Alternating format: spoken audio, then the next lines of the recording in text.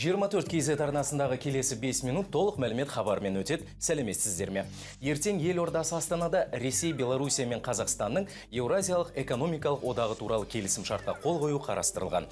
Негізінен құжат қазірдің өзінде кедендік аймағы бар 3 мемлекеттің экономикалық интеграциясының жаңа түрі болуы қажет. Жалпы Еуразиялық экономикалық одақты келер жылы іске қосу жоспарда тұр. Егер нақтыласақ, онда одақ 2015 жылдың 1 қаңтарында құрылу керек, және ол интеграцияның әрі қарай тереңдетілуі, тауарлардың, қызметтердің, капиталдардың және жұмыс күштерінің еркін жүруіне ықпал ететін бөгеттерді алуда жұмыс істеу үшін, сонымен қатар экономиканың басты салаларында үйлестірілген, келісілген немесе бірыңғай саясат жүргізу үшін жасалмақшы. Бүгін біз толық мәлімет хабарында Еуразиялық экономикалық одақ жайлы сөз қозғаймыз.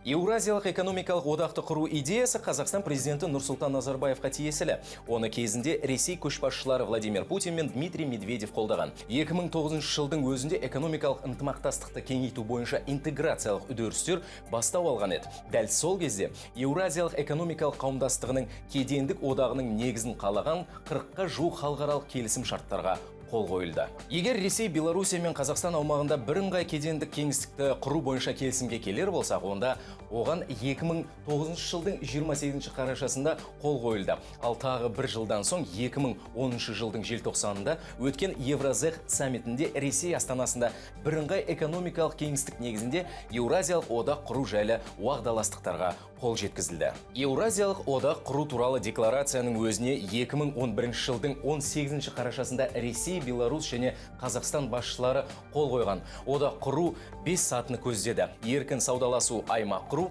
кедендік одақ құру, ортақ нарық құру, экономикалық одақ құру және толық экономикалық интеграция құру. Еуразиялық экономикалық одақ оған қатысушы елдер үшін бірқатар артықшылықтарға ие. Осылайша осында тауарлар қозғалысына, қызметтерге, капитал мен жұмыс күштеріне деген шектеулер алынады. Оған қоса осы одақ шеңберінде экономиканың басты салаларына қатысты келісілген және бірыңғай саясат жүргізілетін болады. Одан бөлек интеграциялық үдерістер тауарлар бағаларының төмендеуін және тасымалдауға кететін шығындардың азаюын, ортақ нарықтағы бәсекелестікті ынталандыруды, өндірістің артуын ескереді. Оған қоса тауарларға деген сұранысты ұлғайту арқылы өндірісті ұлғайту, қатысушы мемлекеттер тұрғындарын жұмыспен қамтылу және нарық көлемінің үдеуі.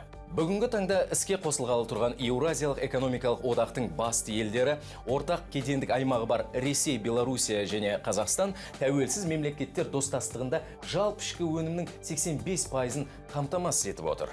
Еуразиялық экономикалық одақ жабық құрылым емес екенін түсіну қажет. Керісінше, ол басқа елдермен ынтымақтастыққа максималды түрде ашық. Осылайша қатысушы елдердің ойынша Еуразиялық экономикалық одақ Атлантикадан Тынық мұхитына дейінгі үлкен Еуропа жобасының бір бөлігі бола алады әрі болуы тиіс.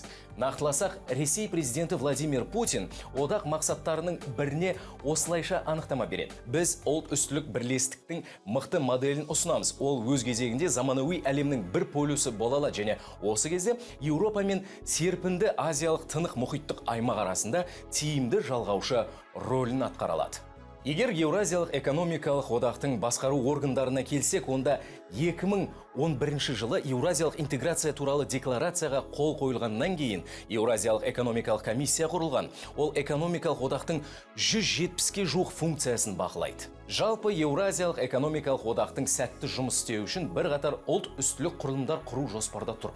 Олар: экономика бойынша комиссия, шикізат қорлары бойынша комиссия, экономикалық және ғылыми-техникалық ынтымақтастық істері бойынша қор, сонымен қатар мемлекетаралық қаржы өнеркәсіптік топтар мен бірлескен кәсіпорындар бойынша комиссия. Оған қоса, Еуразиялық экономикалық одақтың халықаралық инвестициялық банкі мен халықаралық төреліктің жұмыстарын реттеу қажет. Одан бөлек, есептік ақшалай бірлікті енгізу мен экология бойынша комиссиялардың міндеттері іске қосылуы шарт. Әзірге айтарым осы. Еске салайын, алдында өткен хабарымыздың сандарындағы тақырыптарды сіздер толық мәліметтің танымал әлеуметтік желілеріндегі аккаунттарында талқылай аласыздар. Амандықта жүздескенше, күн жақсы.